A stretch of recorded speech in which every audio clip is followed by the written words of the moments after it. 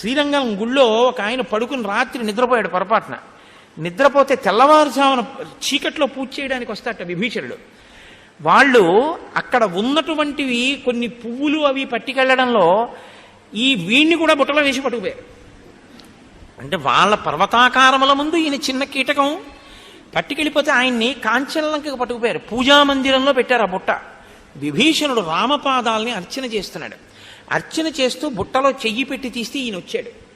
హడిలిపోయి కాళ్ళ మీద పడి ఆ ఆకారాన్ని చూసి అదిరిపోయి ఏడ్చాడు.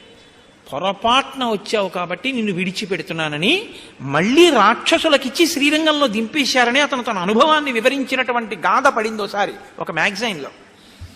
అయితే మన దౌర్భాగ్యం ఏమిటంటే ఇలాంటి వాటికి వేటికి తగినంత ప్రచారం ఉండదు. అక్కర్లేనివి, అనవసరమైనవి, పనికిమాలిన వాళ్ళ మాటలు పెద్ద పెద్ద అక్షరాలతో వేసుకుంటాం మనం.